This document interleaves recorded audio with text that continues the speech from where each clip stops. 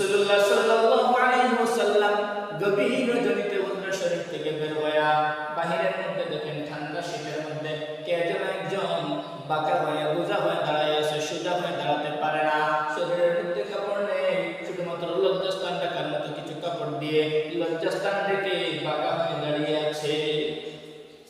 হুজুর ডাক দিয়ে বলে, কে রে তুমি? লোকটা ডাক দিয়ে বলে, হুজুর আমি আব্দুল্লাহ। বলে, কোন আব্দুল্লাহ? আব্দুল্লাহ রাদিয়াল্লাহু তাআলা আনহু ডাক দিয়ে বলে, হুজুর আমি ওই আব্দুল্লাহ যে আব্দুল্লাহকে আপনি কিছুদিন আগে কালেমা পড়িয়ে মুসলমান বানিয়েছে। আমার নাম ছিল আব্দুল মুসাব, আপনি আমার নাম পরিবর্তন করে নাম দিয়েছেন আব্দুল্লাহ, আমি হলাম সেই আব্দুল্লাহ। নবীজি ডাক দিয়ে বলে, আব্দুল্লাহ আমার ওই আব্দুল্লাহ তো ছিল বড় ধনী, আব্দুল্লাহর পরিবার ছিল, বাপ চাচা ছিল ধনী ব্যবসায়ী লোক, কিন্তু তোমার এই অবস্থা কেন? শরীরের মধ্যে কাপড় নেই কেন? আব্দুল্লাহ রাদিয়াল্লাহু তাআলা আনহু ডাক দিয়ে বলে, হুজুর আমি ইসলাম ধর্ম গ্রহণ করার পরে আপনার দরবারে আসা যাওয়া শুরু করার পরে আমার পরিবার আমাকে জানিয়ে দিয়েছে, আমার পরিবার আমাকে বলেছে আমি যেন ইসলাম ধর্ম ত্যাগ করি, আমি কালেমা পড়েছি, ইসলাম গ্রহণ করেছি, ওই ইসলাম যেন আমি ত্যাগ করে দেই, আপনার দরবারে আসা যেন বন্ধ করে দেই। আমি আমার পরিবারকে জানিয়ে দিয়েছি, শুধু আমার পরিবার, শুধু আমার ঘর নয়, শুধু আমার বাড়ি নয়, তামাম দুনিয়া আমি ছেড়ে দেব, কিন্তু আপনার দরবার এক মুহূর্তের জন্য আমি ছাড়তে পারবো না। নবীজি এই কথা বলার পরে আমার পরিবার আমাকে বাড়ি থেকে তাড়িয়ে দিয়েছে, আমার পরিবার আমাকে বাড়ি থেকে বের করে দিয়েছে। আমার পরিবার যে সময় আমাকে বাড়ি থেকে বের করে দিয়েছে, বের হওয়ার সময় আমাকে বলেছে তাদের দেওয়া কাপড় চোপড় আমার পরিবারে যেগুলো ছিল ওই কাপড় চোপড় যেন আমি তাদেরকে ফেরত দিয়ে আসি। উদ্দেশ্য হলো এটা যে কাপড় চোপড় যদি রেখে দেয় হয়তো আমি লজ্জায় পড়ে যাব, উলঙ্গ হয়ে যদি যাই, উলঙ্গ হয়ে গেলে আমি লজ্জায় পড়ে গেলে হয়তো আপনার দরবারে আসা বন্ধ করে দিব, এজন্য আমার কাপড় চোপড় পর্যন্ত তারা খুলে রেখে দিয়েছে।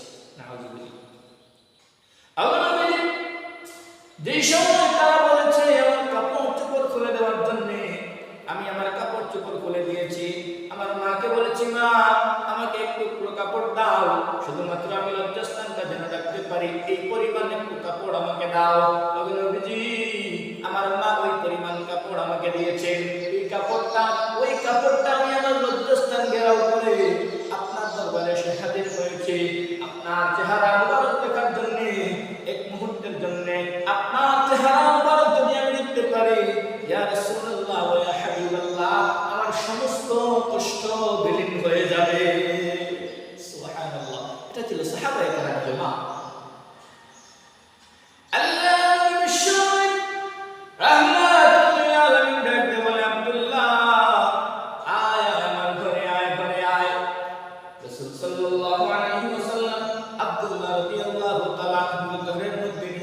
রাসূলুল্লাহ দুইখানা কাপড় আব্দুল্লাহকে হাদিয়া দিলেন।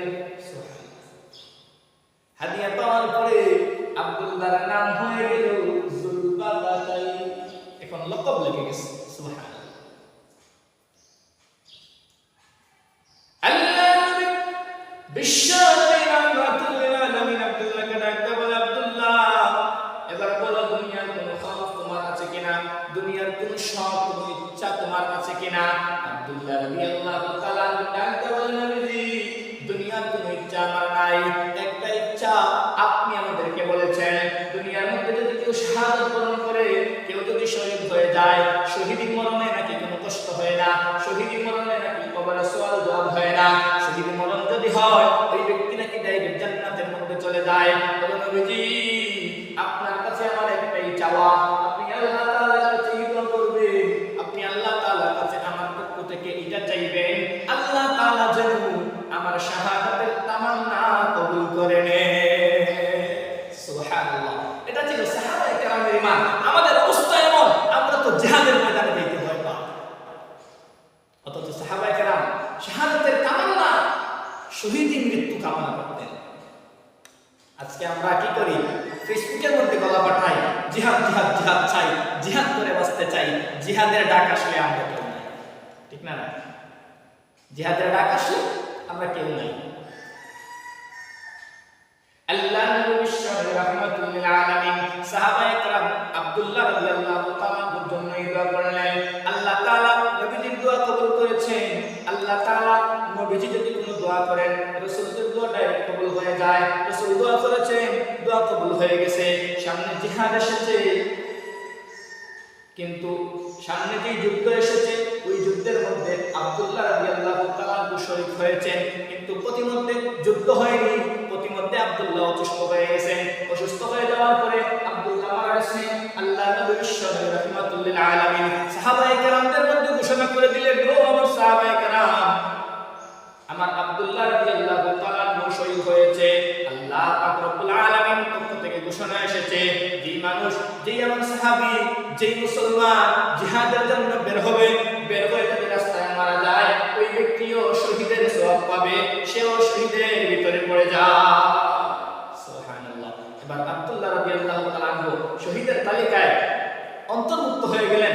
আল্লাহ নবী সাহাবায়ে কেরামকে নির্দেশ দিলেন, ও সাহাবায়ে কেরাম, তোমরা কি করো? আমার আব্দুল্লাহর জন্য কবর খোঁড়ো, আমি আমার আব্দুল্লাহকে দাফন করব। জানাজা রাসূল পড়ে গেলেন। আব্দুল্লাহ রাদিয়াল্লাহু তাআলা যখন দাফন করা হবে, আল্লাহ নবী বিশ্বনবী রাহমাতুল লিল আলামিন সাহাবায়ে কেরামকে নির্দেশ দিলেন, ও সাহাবায়ে কেরাম, আমি আমার আব্দুল্লাহর কবরে নিচে নেমে আমার আব্দুল্লাহকে দাফন করব। সুবহানাল্লাহ। বিশ্বনবী রাহমাতুল লিল আলামিন আব্দুল্লাহর কবরের মধ্যে নামলেন। কবরের মধ্যে নামার পরে সাহাবায়ে কেরামদেরকে বলেন, দাও দাও, আমার আব্দুল্লাহকে দাও। আল্লাহর নবী আব্দুল্লাহর লাশ হাতের মধ্যে নিয়ে কবরের মধ্যে শুয়াইলেন। শুয়াইয়া উপরের দিকে তাকায়া আল্লাহ পাক রব্বুল আলামিনের দরবারে ডাক দিয়ে বলেন, আল্লাহ, আমি আমার আব্দুল্লাহর উপরে খুশি, আপনিও খুশি হয়ে যান। সুবহানাল্লাহ। এই কথা যখন বলেছেন, সাহাবায়ে কেরামদের মধ্যে একটা উত্তেজনা তৈরি হয়েছে। সাদ ইবনে আবি ওয়াক্কাস রাদিয়াল্লাহু তাআলা